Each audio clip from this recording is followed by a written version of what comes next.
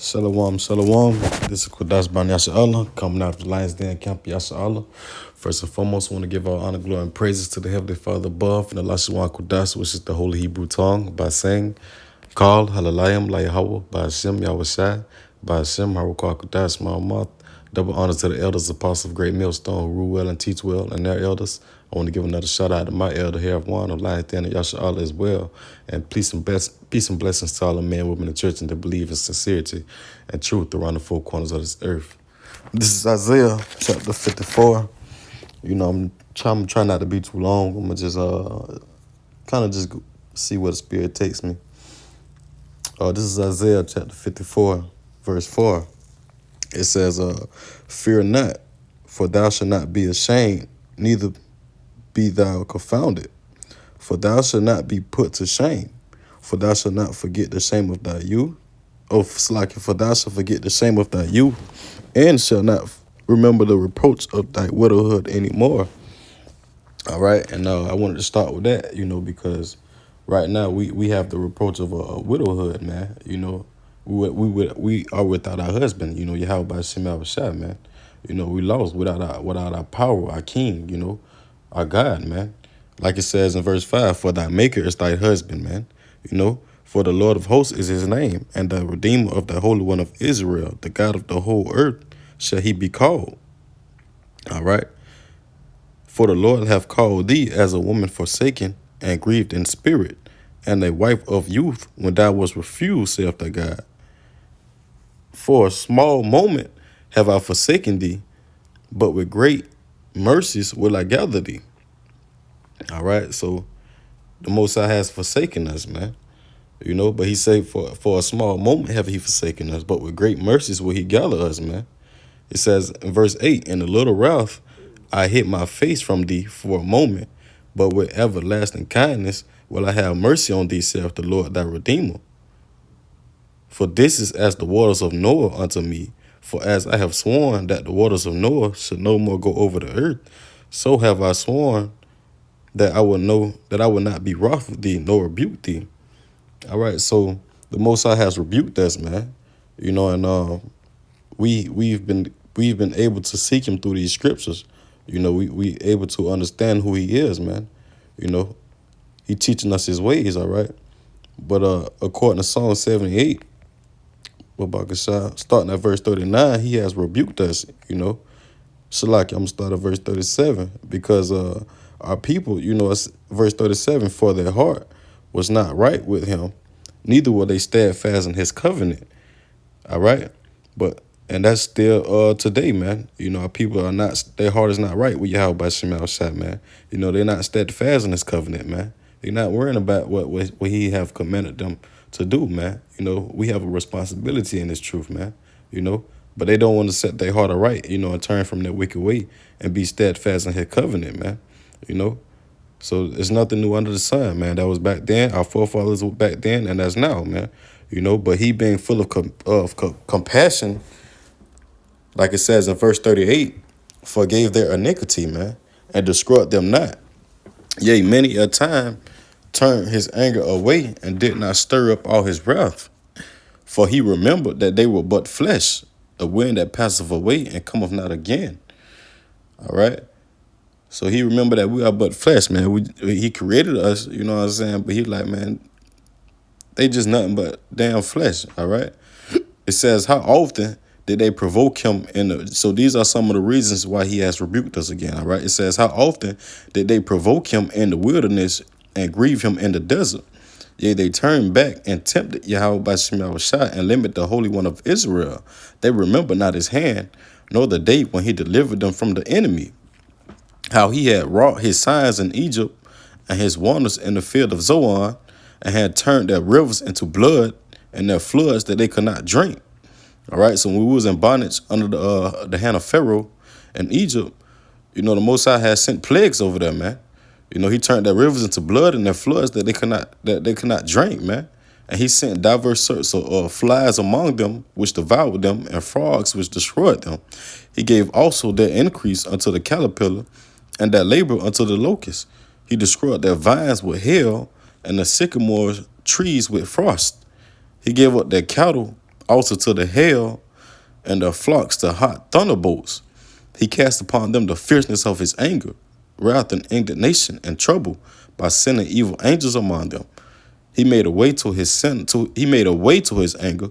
He spared not their soul from death, but gave their life over to the pestilence, man, those plagues, and smote all the firstborn in Egypt, the chief of their strength in the tabernacles of Ham, but made his own people to go forth like sheep, and guided them in the wilderness like a flock. So as he brought all those plagues, he made sure that none of those plagues came upon his people, man. You Negroes, Latinos, Native Americans, those that make up the 12 tribes of Israel, all right? It says he led them safely so that they feared not, but the sea overwhelmed their enemies. And he brought them to the border of his sanctuary, even to this mountain, which his right hand had purchased. He cast out the heathen also before them, and divided them a heritage by line, and made the tribes of Israel to dwell in their tents. Yet they tempted him and provoked the Most High, Yahweh Shemel Shah, and kept not his testimonies, but turned back and dealt unfaithfully like their fathers. They were turned aside like a deceitful bow. For they provoked him to anger with their high places, and moved him to jealousy with their graven images. When God heard this, he was wroth and greatly abhorred Israel. All right. So going back into during those times, when the Lord was dealing with us, man, over there in Egypt, when he was taking us out of our captivity, we started following after these the ways of the heathen. We started worshiping idols, false gods, and things of that nature. That's what provoked him to anger, because he did all this for us, and we dealt unfaithfully like our forefathers, man. We turned on him, man. And we broken his laws, statutes, and commandments. He told us not to deal with any idols, man. Or to follow the ways of the heathen. All right. He warned us of these things, man. But hey, like it says in verse 57, they turned back and dealt unfaithfully, man. All right. So when he heard this, he was provoked to anger, man. All right. And that's when you got us. He had to bring judgment upon us, man. To teach us a lesson, man. Because according to Deuteronomy 28, we was put into slavery, all right? So it says, moreover, Deuteronomy 28 and 45, all these curses shall come upon thee, and shall pursue thee, and overtake thee, till thou be destroyed, because thou hearkenest not unto the voice of the Lord thy God, to keep his commandments and his statutes which he commanded thee. So this is our judgment right now, man. And he says, and they shall be a sign upon thee for a sign. They shall be upon thee for a sign and for a wonder, and upon thy seed forever. Because thou servest not the Lord thy God with joyfulness and with gladness of heart for the abundance of all things. Therefore shalt thou serve thy enemies, which the Lord shall send against thee in hunger and in thirst and in nakedness and in want of all things. And he shall put a yoke of iron upon thy neck until he have destroyed thee. All right. And we literally had a yoke of iron upon our neck, man. But we still under the hand of our enemies today, man. We have to go to Esau for the want of all things, man. Government assistance, aid, just anything dealing with that nature, man. All right. Because we don't own anything over here, man. This is not our land, man. We over here in captivity living out our judgment, man. We was brought over here on cargo slave ships, like it says in verse 68. And the Lord shall bring thee into Egypt again with ships. All right. And there's no history of the Israelites going into the land of Egypt by way of ships, on cargo slave ships, All right. The word Egypt is just a representation of entrapment, that encirclement. All right. It says, and the Lord shall bring thee into Egypt again, is a representation of bondage, with ships, by the way whereof I spake unto thee. Thou shalt see it no more again. All right, that's talking about our land. And there you should be sold unto your enemies for bond men and bond women, and no man shall buy you. All right, so no man can redeem us, man, except for Yahweh by Shema Shah, man. He's the only one that can intervene and bring us out of our captivity, man. No one else can do that, man. All right. So let's I got another quick precept about Shah coming out of the book of Baruch. This is Baruch chapter 4, verse 6. It says, "You were sold to the nations, not for your destruction, but because you moved God to wrath. You were delivered unto the enemies, for ye provoked him that made you by sacrificing unto devils and not to God. Ye have forgotten the everlasting God that brought you up, and ye nourished, and ye have grieved Jerusalem that nourished you," man. All right. So we have forsaken the Most High, man.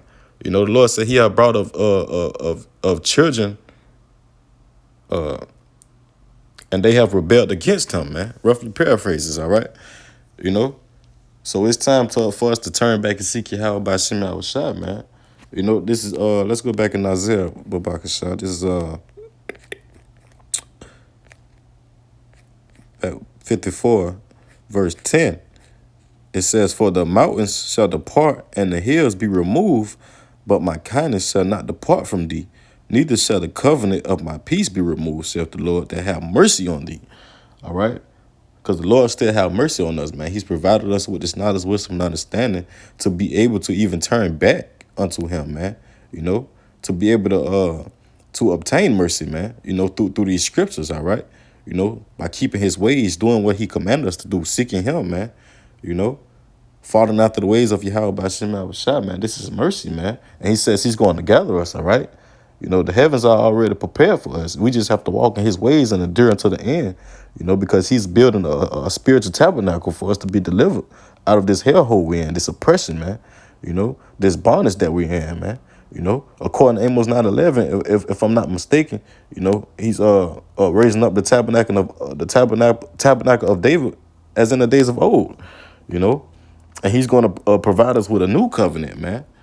It's spoken about in Hebrews, the 8th chapter, if I'm not mistaken, verse 6. "But now hath He obtained a more excellent ministry, by how much also He is the mediator of a better covenant, which was established upon better promises.